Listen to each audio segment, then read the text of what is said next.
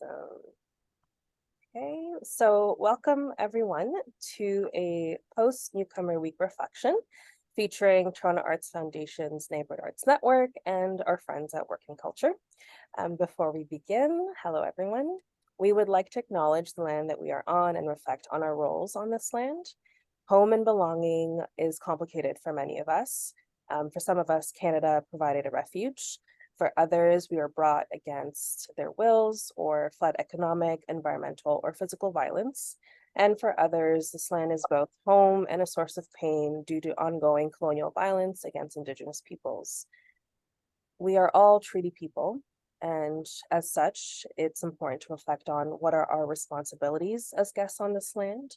How can we commit through our creative and community work to honor the multitudes of experiences and injustices experienced by our neighbors? And what are our responsibilities as institutions such as Neighbourhood Arts Network and Work and Culture? We acknowledge the diversity of the First Peoples of this area and recognize the territories of the Huron-Wendat, the Anishinaabe Nation, the Haudenosaunee Confederacy, and the Mississaugas of the Credit First Nation. We gather here under Treaty 13. Today, Toronto is still home to many Indigenous people from across Turtle Island and around the world, and we are grateful to have the opportunity to work, live, and meet on this territory. My name is Zyrel Njozo, Mentorship and Programming Coordinator for Neighbourhood Arts Network, also known as NAN, and I'm thrilled to be joined by our friends at Work and Culture, who we will all learn more about in a few minutes. And just for a little context, in late May, NAN celebrated Newcomer Week, which is a week full of activities dedicated to celebrating newcomer artists in Toronto. On May 25th, the City of Toronto held their annual Newcomer Day at Nathan Phillips Square with live music, performances, vendor markets, and over 100 booths featuring local organizations and community groups serving and supporting newcomers. NAN was fortunate enough to be joined by Work and Culture as we partnered together to let newcomers know about our many programs and resources to connect with folks from across the city. And we will be discussing all of that today, along with our reflections on our experiences. And before we officially start, we and our friends at Work and Culture will introduce themselves. Like I said, my name is Zyrel Njozo. I work for Toronto Arts Foundation. My pronouns are she, her, and they, them, and I am the Mentorship and Programming Coordinator. And I will pass it off to Steph. Thank you, Zarla. It's so nice to be here chatting with you today with my colleague Naomi. So my name is Steph Draker. I am the program manager with Work and Culture, and I oversee our various projects and programming in support of the arts and culture sector. Hi everyone, my name is Naomi Stokes and I am the project support assistant at Work and Culture. I help the programming, marketing, and administration with whatever help they need. So I do everything from programming to administration. And happy to be here. Oh, thank you so much, Stephanie and Naomi. I know that as arts workers, we wear many hats, so we appreciate you being here today. We're very thrilled. And for those of you watching, each organization will have a short presentation to outline their programs and resources and just to let you know a little bit more about what they do and what's available to newcomers. And that will be beginning with Neighbourhood Arts Network. So in one moment, I will be sharing my screen. All right, can I get a thumbs up that folks can see my screen? Good, amazing. Okay. So, as mentioned, my name is Zyrel. Toronto Arts Foundation's Neighbourhood Arts Network is the organization that I work with. And just a little bit about myself, I come from many places, mainly the Philippines, and I immigrated here in 2001. My education background is in early childhood education and business marketing, with my own artistic background being in visual arts, graphic design, and spoken word poetry. And for the past 2 years, I've been supporting newcomer artists through my work at Neighbourhood Arts Network, and it's been an absolute pleasure and fantastic learning experience. So a little bit about us. The Neighbourhood Arts Network, also known as NAN, is an initiative of Toronto Arts Foundation, and it is a citywide network of about 2,000 members, including artists, arts organizations, cultural workers, and community agencies working throughout the city of Toronto and the GTA. The network was established by Toronto Arts Foundation in 2010 to serve the needs of community engaged artists and community organizations, and to act as a resource for neighborhood residents as well.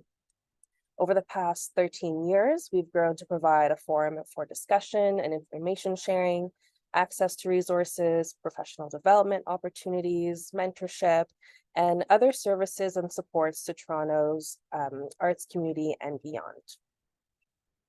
So at Neighbourhood Arts Network, we have 4 main areas of work, including mentorship, creative entrepreneurship, newcomer spotlight, and arts and equity. And we will begin with mentorship, which has 2 programs named Mentor in Residence, as well as a newcomer and refugee artist mentorship program. So with Mentor in Residence, this program supports artists and arts workers working in all disciplines with free one-on-one virtual consultations with industry professionals. Many topics include grant writing, career planning, project development, creative entrepreneurship, and marketing and communications. Mentees are able to access multiple mentors and have up to 4 sessions. And we have another chapter of Mentor in Residence called Mentor in Residence and Black Arts Projects. This is in partnership with Toronto Arts Council's Black Arts Projects grant. Black artists are able to access 2 mentorship sessions with 1 mentor as pre-application support as they prepare to apply for the grant itself.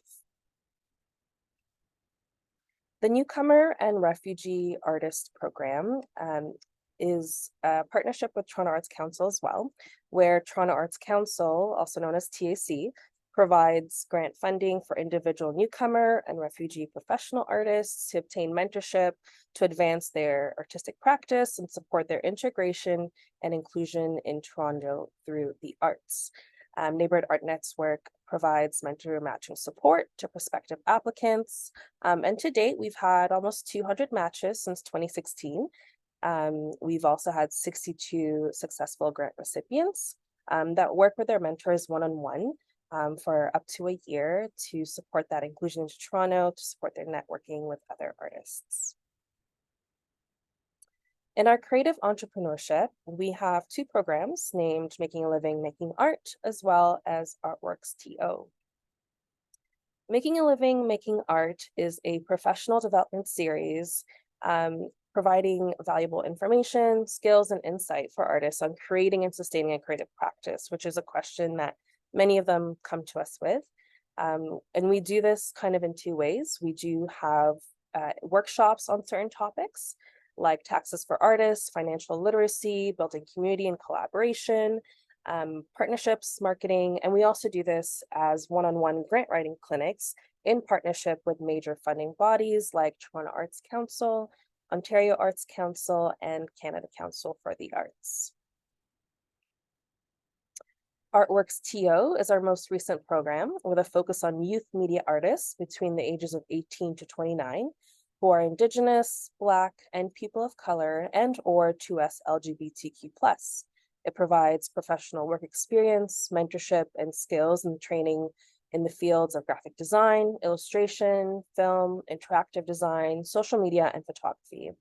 Applications for our 3rd cohort closed earlier this year, so we're excited to support our new participants.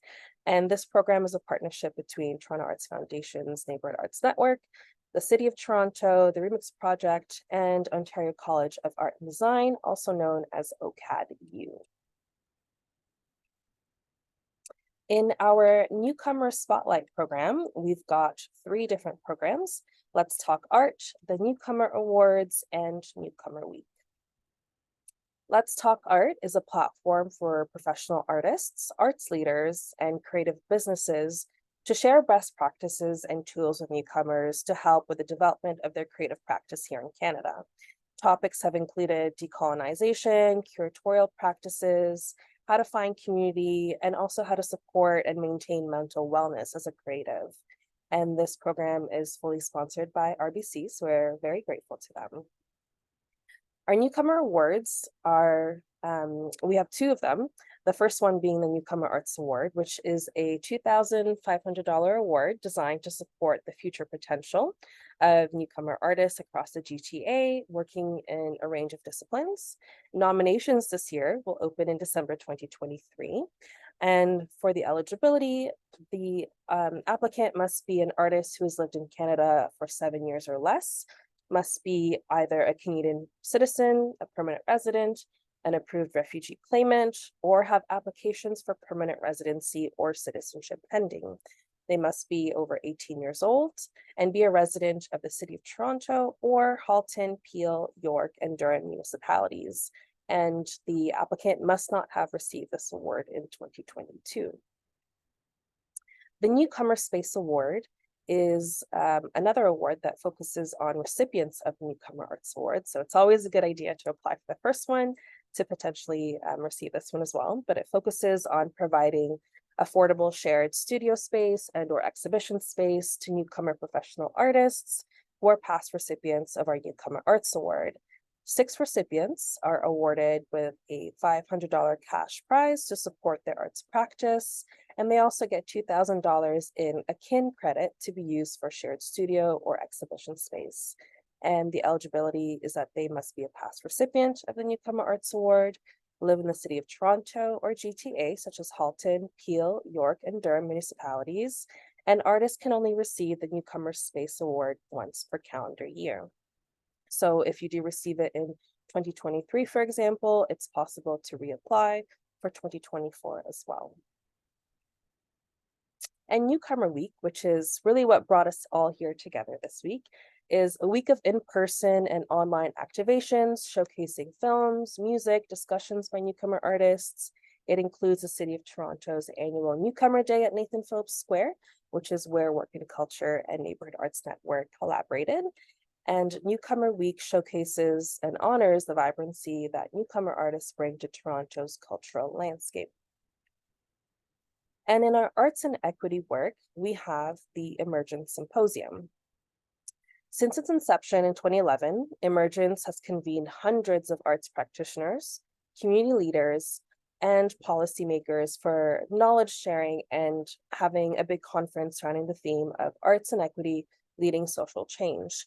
We have our next Emergence conference actually coming up later this year in September 2023. So please look out for it, and we hope to see many of you there.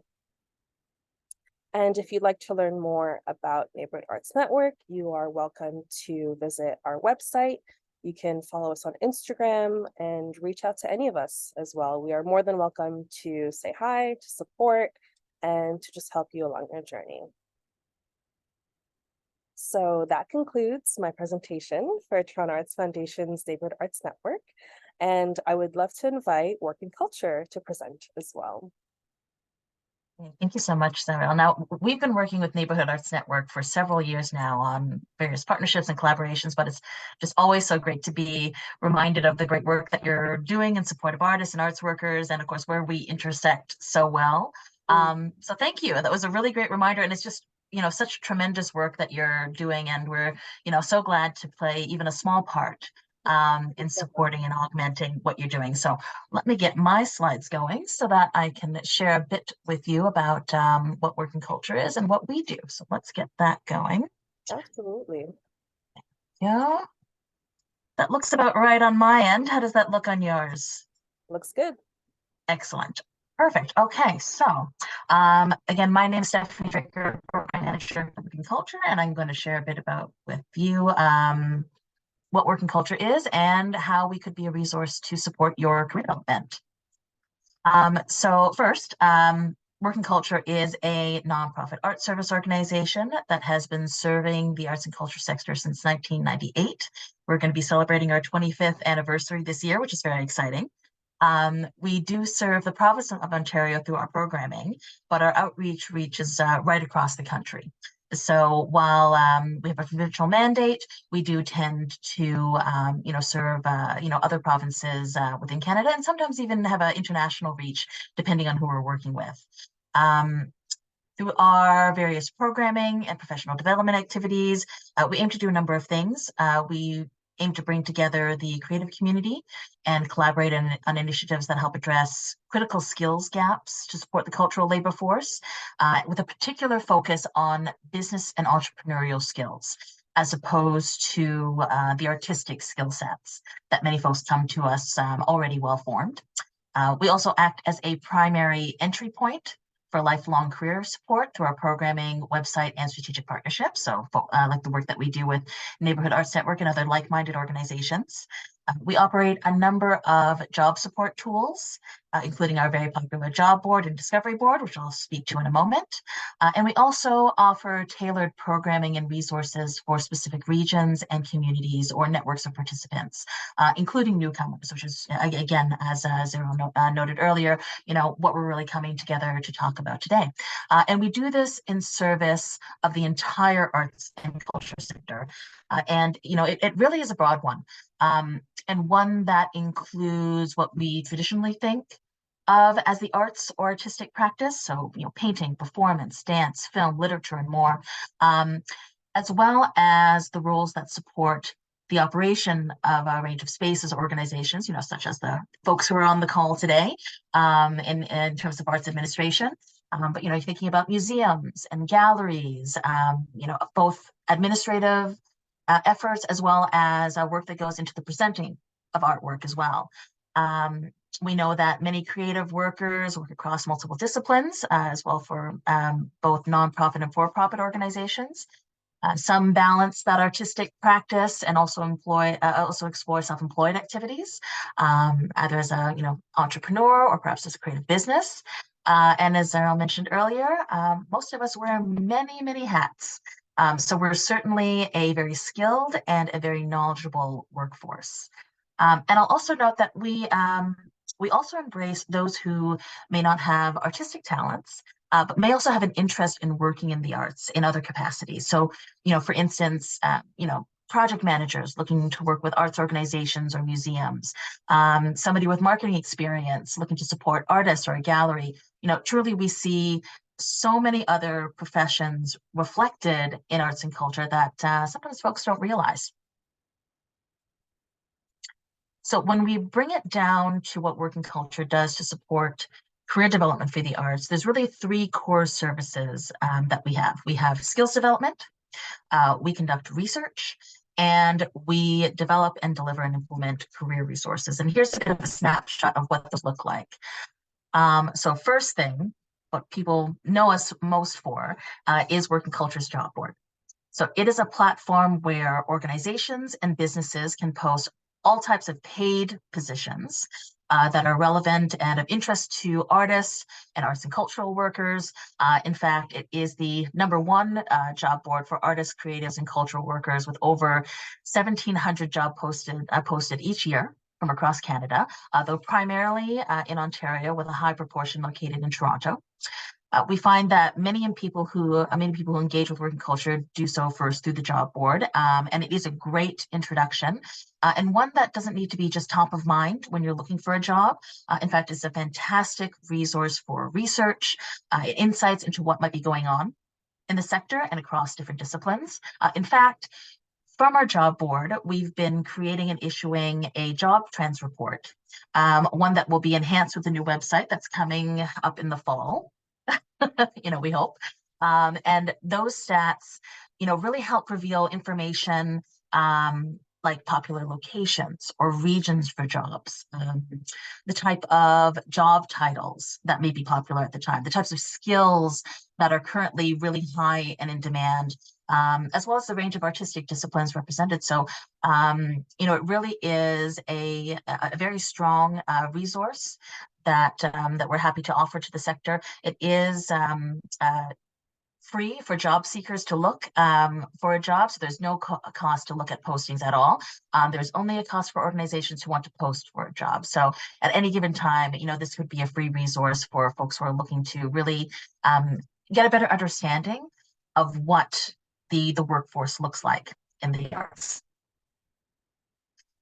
And then As a complement to the job board, we have the Discovery Board as our sister to the job board.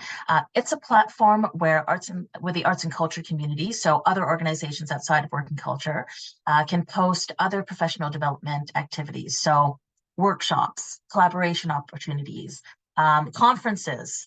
Might see Emergent Symposium on there maybe over the summer, call for submissions, volunteering positions, and more. So the Discovery Board can connect you to other skills building programming that might not be currently on offer by Work and Culture, as well as professional development opportunities that can support you at any stage of your career. For instance, one of the things that we post on there very often are call for board members.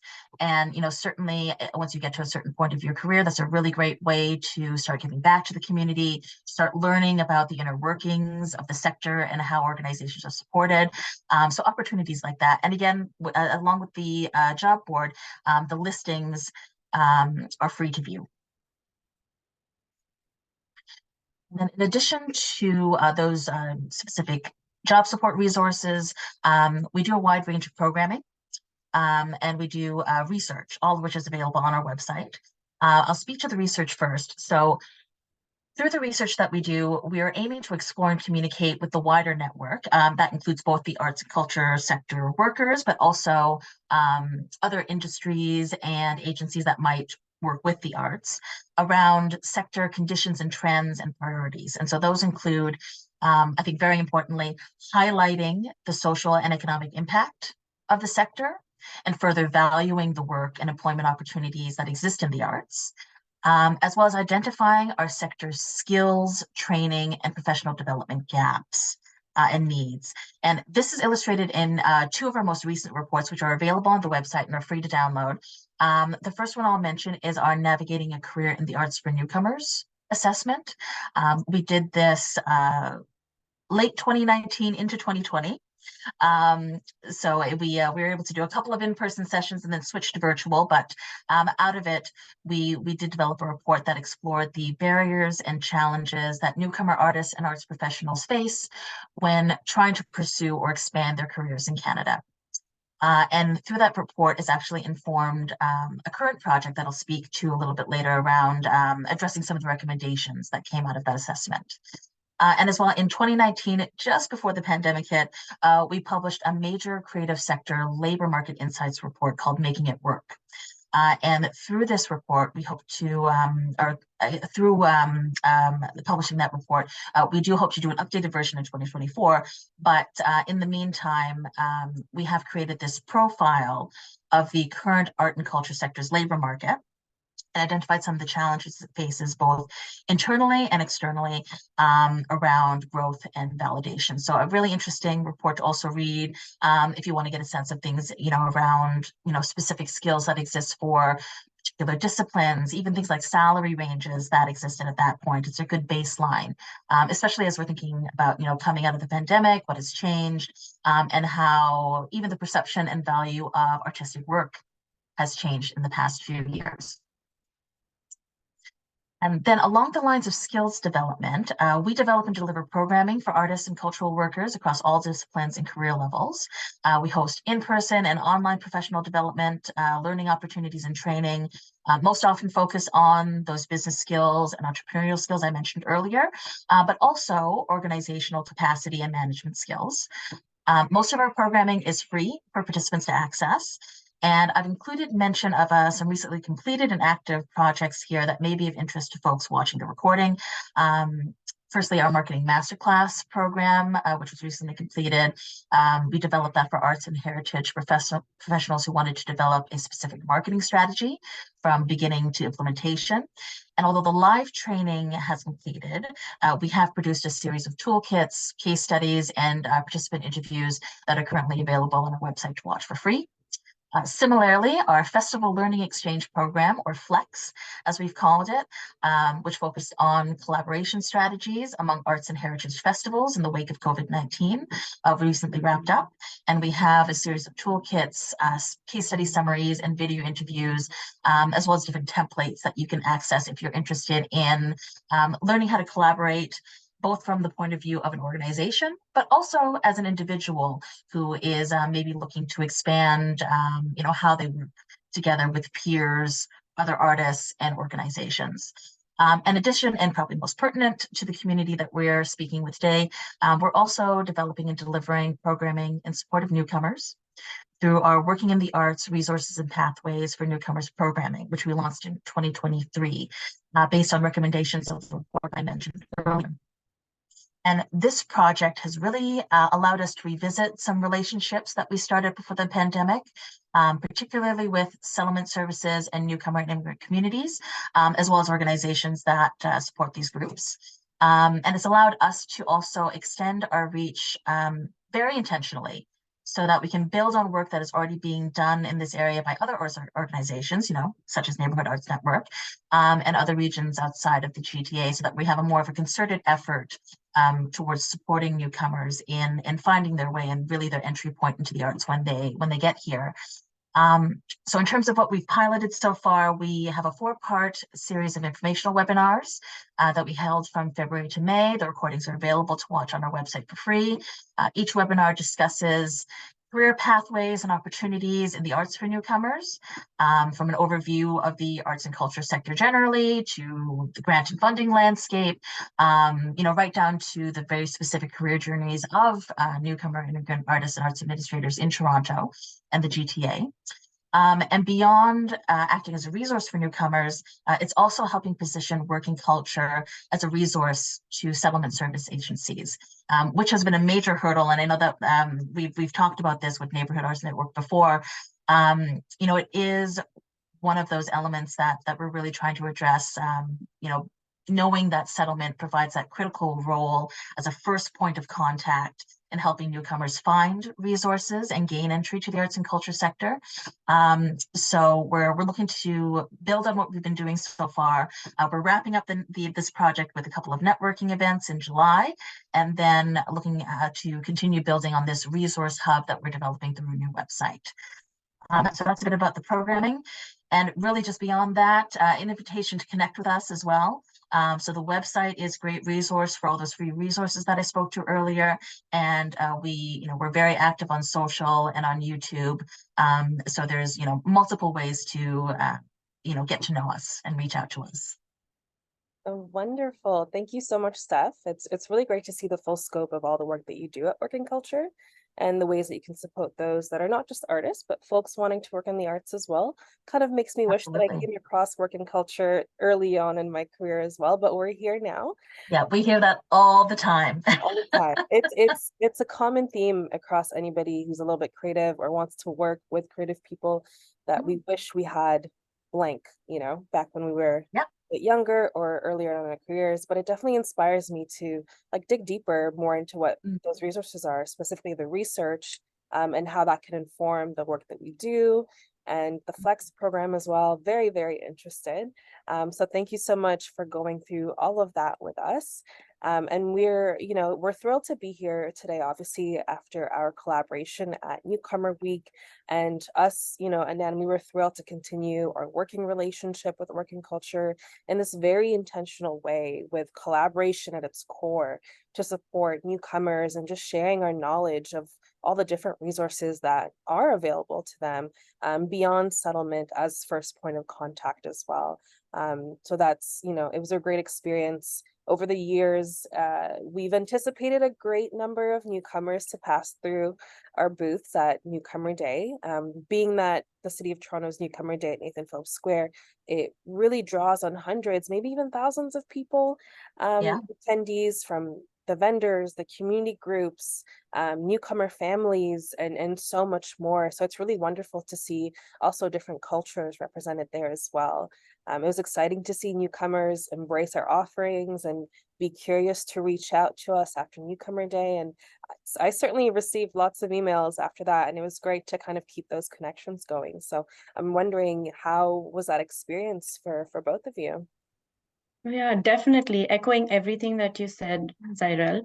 Hi, just as a refresher, I'm Naomi Stokes, Project Support Assistant at Work and Culture, and I just wanted to start off by saying thank you to Toronto Arts Foundation's Neighbourhood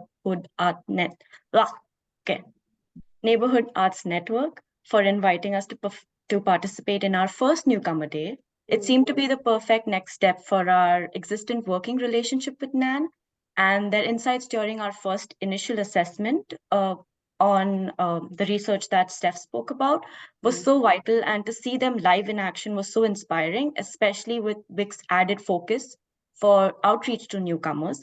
And combining both the organizations' offering felt like such a complement to the resources that are available in the sector for artists and art workers.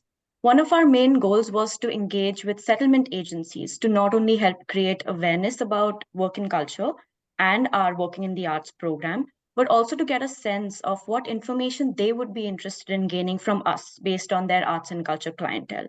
And I must say, the response that we've received has been really encouraging. Steph has already been approached with discussions for possible collaboration, and we've already received responses on our settlement survey, which will help us inform and engage settlement services better and address some of the preconceived ideas that are existent currently about working in the sector. Another really inspiring outcome for us from Newcomer Day was the level of engagement we received, not only from artists and art workers, but from people who probably knew somebody who wanted to join the sector and happened to stumble upon our booth. Working with NAN, as we laid out all our collated resources from mentorship to professional development and receiving responses like, oh my God, why didn't I know you all sooner? Showed us the need for us to do this kind of outreach and have these conversations, especially since there is a knowledge gap that exists within settlement around the arts and culture sector not being a viable option for a career. Thus, we were not surprised that a lot of people who approached us had either never heard of us or were still operating under some assumptions that are associated with the arts, either being only for like leisure or entertainment, or being mainly visual arts, or just for most people, it's simply painting. And most of our conversations were just about changing that mindset for people who didn't realize that working in the arts is not just for visual artists, but includes graphic designers, filmmakers, as well as administrators. And that smaller gallery spaces need customer service docents, theaters need box office associates, and larger art organizations need accountants and legal support. And that professional development and mentoring opportunities for these careers are existent in the work that both Work in Culture and Toronto Arts Foundation providing that for the sector, which actually leads me perfectly to something that we were curious about. On the topic of mentorship, how do you see mentorship relationship as important bridges, not only for professional development and connection to the artistic community in Toronto, but also as opportunities to provide a more holistic settlement experience for newcomers? Thank you so much, Naomi, for that reflection and for that beautiful question. Mentorship relationships have really become this important tool and resource for newcomers accessing our programs. Not only are newcomers often surprised that programs like our Mentor in Residence exist, like that surprise you mentioned that they didn't know we existed or they didn't know that we have this available, but supporting newcomers, it reveals countless and diverse stories of newcomer experience. And as the bridge to a potential mentor, they are met with compassion and understanding and a strong, equitable desire to acknowledge their concern and specifically their barriers to access, especially as an artist, whether that's access to spaces like studios, galleries, and theaters, even simple walking tours, access to people like administrators, curators, programmers that can help provide that insight. And sometimes it's access to community as well. A lot of our mentees are seeking networking opportunities because they come here, maybe they know a person or two, maybe they don't know anyone, and they're really looking to build a community and network of artists that they may or may not have had back, in their country of origin. And that's something they're seeking here. And it can be, if you don't know where to start, it can feel a little bit difficult to, one, know where to look for, and two, also approach folks with your own lens and your own experiences. So it begins to feel like an entire relationship as well between the mentor and the mentee, because the mentor can offer, a safe and supportive space. And that's a feeling that the newcomers will kind of take on as well. It begins to feel like this relationship they can have with someone who is either like them or is in a position in their career or in their community networking that they want to be in, whether it's through one very productive session, or maybe over a longer relationship, like multiple sessions talking about grant writing and talking about, what events can I go to meet some people, and having the support. It really empowers newcomers and reaffirms that support does exist, and that their artistic disciplines and careers are not only valid, but do have potential to thrive here in Canada and to develop even more here in Toronto, specifically because a lot of them do come with years of experience, years of education, and it can be difficult to transfer that over in a new place. But that experience doesn't disappear because they move to a new country, or they, find a new home somewhere. And that experience is valid, and that experience can support the way that they kind of move forward in their journey. And mentorship really, really supports that. So thank you for that question. It was really great to reflect on that.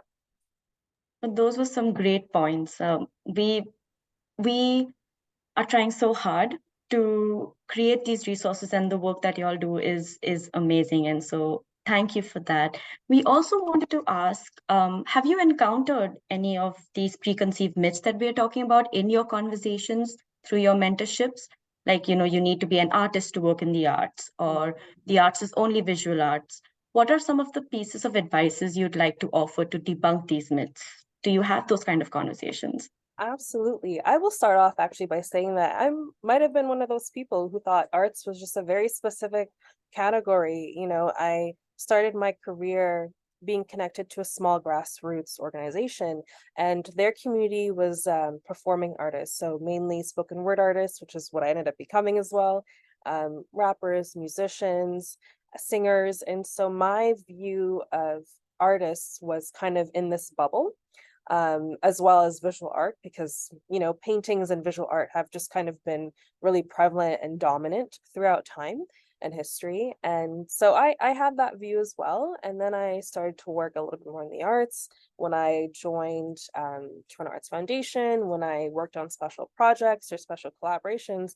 It personally opened my eyes to all these different and beautiful ways that people make art. So that's coming from a personal perspective, that I used to be that person. And then I started to realize there was so much more that I did not even know about.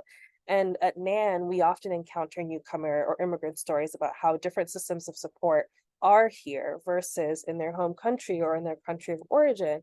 So for many of them, their arts practice or arts practices are diverse in discipline, and they may come across supports that are categorized more generally, like you said, visual, music, theater, dance. And that can sometimes feel unclear if their artistic practice blends different practices or different disciplines along with cultural nuances and cultural traditions. Those forms of art for them become new forms of art here in Canada. But those kind of generalized categories can be a little bit unclear, uncertain to kind of approach, because maybe they wonder, what if my artwork combines visual and music and media? Where does that fall under? What grant do I apply to? Is this program available for me? So my best piece of advice is to reach out to someone first and foremost in an organization like Work and Culture or Neighbourhood Arts Network. Any organization they're interested in or already have connections with or have just come across social media, chances are there's an arts worker or many arts workers like ourselves that are able to provide them with a list of programs and resources, or even to point them in the direction of another organization that may better cater to their needs, whether it's for their artistic discipline, whether it's for accessibility. And arts workers are often artists themselves. That's one of the hats that a lot of us do wear. And so we can understand not knowing where to look first. We can understand the need for support. And we're more than happy to support artists along their journey here in Canada, whether it's to provide a connection along their journey, or to, different types of accessibility support. And another piece of advice would be to maintain that you are an artist, whether you are actively creating or not, because the newcomer experience also comes with periods of needing to prioritize other needs, such as settlement, shelter, food, employment, providing for a family, and all of those are valid. And it can be challenging to figure out how your arts practice will either continue or change here in Canada, but it does not take away from that intuitive knowing of being an artist, being a creative person. And as arts workers, we're also here to empower and uplift that, however that journey unfolds here in Canada. And I think that's something that I've tried to strive for in my work. Even in my email signature, I have a little "you are worthy" kind of sign. I used to have it anyway, and it would just be a little reminder for folks that I'm communicating with that you are an artist, you are worthy. You don't, I don't want you to question that you are creative. I see that you are creative. And so in the position that I am in, let me support you. So that's a long-winded answer, but yeah, that's just the way that we kind of approach it. Thank you. That's amazing. Thank you. Thank you for that response. It's great to see these words being said out loud and recorded. So for anybody watching this, I think that's a great place to start off with, at least. Thank you so much. Thank you. And so like a question in turn to work and culture, the work of work and culture reaches beyond Toronto to municipalities and with smaller newcomer communities or communities with various degrees and capacities for support. So I'm wondering, what are some of the common themes of support needed in those smaller communities that are not big like Toronto? How does work and culture see themselves supporting some of these arising trends amongst newcomers and immigrants across Ontario? That's a great question, Zarel. And I think you're starting to name it. I mean, there's those wayfinding pieces, those navigation pieces, this realization that it's not a one size fits all kind of experience as well. I think as we know through our work with newcomers, there is a lot of personalization, especially that I think comes with working with artists who are trying to find their place, who are trying to either preserve notions of their experience coming to Canada and see it play out in their new home as well. But speaking from a very practical point, I think for those smaller communities, one of the biggest hurdles is overcoming those perceptions that addressing support for newcomers in some ways is an add-on. I think perhaps it may be seen as something that's outside of normally what they've had to do, especially if it's a community that is new to accepting newcomers or feels that perhaps, there's already a drain on resources, when in fact really embracing newcomer experience, as we've spoken to earlier, and particularly as Naomi and Zarel, you've both spoken to so beautifully, embracing that newcomer experience and artistry can really help augment a community and expose them to new ways of working and celebrating and presenting, Canadian art in, of that community. And however idyllic that notion does sound, we also know that having worked with smaller communities, sometimes there is a larger gap of understanding or skills required to engage with newcomers really thoughtfully and effectively. And sometimes that really goes back to even relying on basic EDI, equity, diversity, and inclusion training, being part of that conversation, I think. Because we know not everyone is at the same level of understanding how best to be inclusive. And I think above all, there also needs to be some consistency in resources being shared and knowledge being available for smaller communities. And that's where I think really where work and culture hopes to be that baseline or entry point across the board, especially outside of Toronto. And in fact, also being able to share models of programming being done that have been successful elsewhere, like organizations like Neighbourhood Arts Network, should be considered, because what you're doing with the mentorship and with the other kind of other supports and the awards and just acknowledging the impact of newcomers. I mean, those are simple models that could be transposed elsewhere, and we don't need to reinvent the wheel. That's one of the reasons why work and culture has sought to maintain this relationship with NAN. It's because it was such a natural progression of what we're doing, with that added focus of outreach and engaging and knowing that we can't be the sole source of those entry points for everyone. We do have to work collaboratively together. Mm-hmm. And that's a great point, because it also reminds me of us as institutions, as larger organizations in larger cities as well. We have a responsibility at times to be a leader and to kind of lead the way, but we are all also learning. And so that's kind of where collaborations come in. And when we build healthy working relationships and very engaging and intentional ones, we support each other so that more folks, more artists or individuals or newcomers or more organizations and smaller collectives can also continue that work as well. And we can learn from each other. And that's a really beautiful thing that I've seen our sector being very open to, hence us being here together today. And it's just really Absolutely. amazing. It's really amazing to see what is possible and what we've been doing now, and also, you know, ways that we can kind of continue that growth in the future and extend that, like you said, to just smaller communities and help those levels of understanding um, come to a place of just really being able to support in the ways that make the most sense for their communities as well. So yeah, thank you both so much for such an engaging discussion, and for joining us today and sharing so much knowledge about your programs and resources, and allowing us to do so as well. I know that we at NAN are really looking forward to continuing to work with the working culture to support Canadian newcomers. And to those watching, please feel free to reach out to either of us, any of us here on this call, or to the organizations on this call and in your own communities as well, if you have any questions. And we'd be happy to support and to really empower you along your journey. And it's something that I know we're all looking forward to doing. So thank you both of you. Thank you. Thank you for having us. Thank you so much. To those watching, I hope you have a wonderful day. Again, please don't hesitate to reach out if you have any questions. And that's it. Bye, everyone.